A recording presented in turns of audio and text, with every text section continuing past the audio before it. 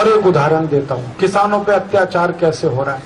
हमारे भारत में जो बैंक खुली हुई है ना, बैंकें, गांव गांव में शाखाएं हैं बैंकों की। एक बार मैंने भारत के वित्त मंत्री को एक सवाल पूछवाया कि भारत की बैंकों में जो पैसा जमा होता है बचत का, इसमें किसानों का कितना है और शहर वालों का कितना है। बैंकें तो दोनों ही जगह है ना, शहर में भी है, गांव में भी है।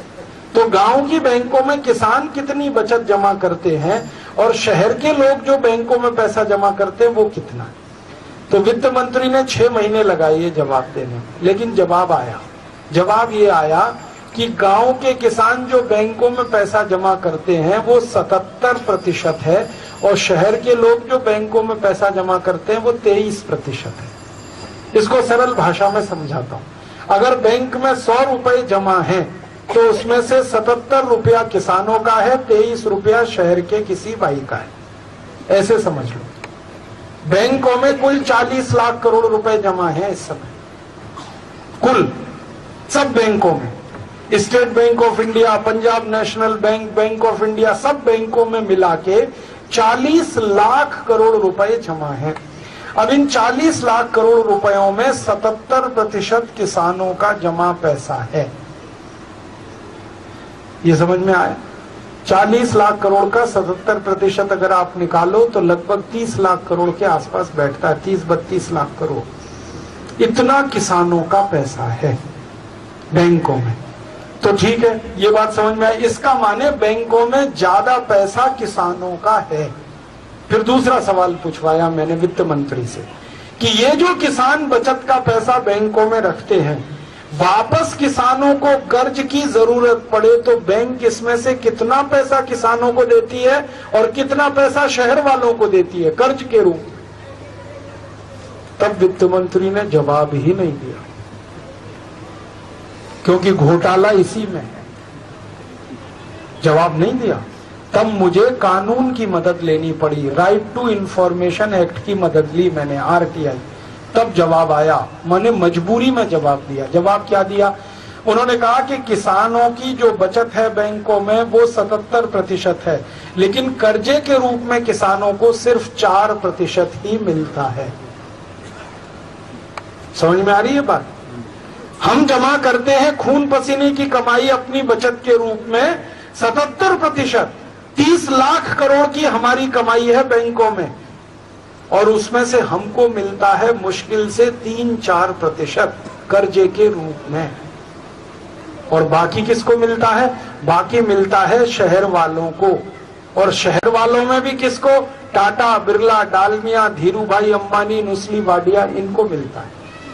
ये जो बड़े बड़े पूंजीपति घराने हैं, ये आपके दिए गए पैसे पर तागड़ धिन्ना करते हैं। तागड़ धिन्ना माने मौज मजा करते हैं।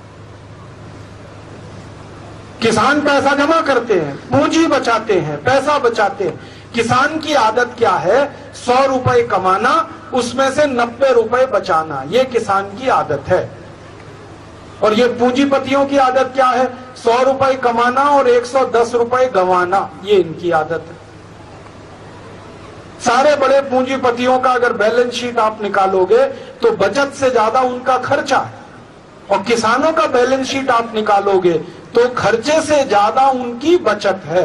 माने देश के लोगों की जिंदगी चलाने के लिए किसान ना सिर्फ खेत में अन्न पैदा कर रहा है, बल्कि बैंकों में पूंजी भी पैदा कर रहा है किसान। लेकिन उसकी पूंजी उसी को नहीं मिलती। कोई भी किसान बिना रिश्वत और घूस दिए बैंक से कर्ज ले ही नहीं सकता। तो आपने रिश्वत दी, घूस दी, ट्रैक्टर ले लिया। अब ट्रैक्टर आपको मिलेगा तो कर्ज देना पड़ेगा 14%, 13%, 12%, 11%। इतनी ब्याज पर आपको ट्रैक्टर खरीदने का कर्ज मिलेगा।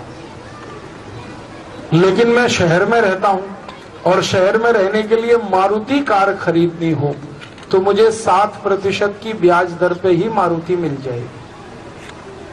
मोटरसाइकिल लेनी हो, स्कूटर लेना हो, मारुति लेनी हो तो मुझे ब्याज देना पड़ेगा 7-8%।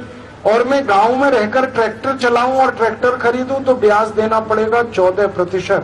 माने दुगना ब्याज किसानों से बैंक वसूलती है, जबकि पैसा किसानों का ही है बैंक में।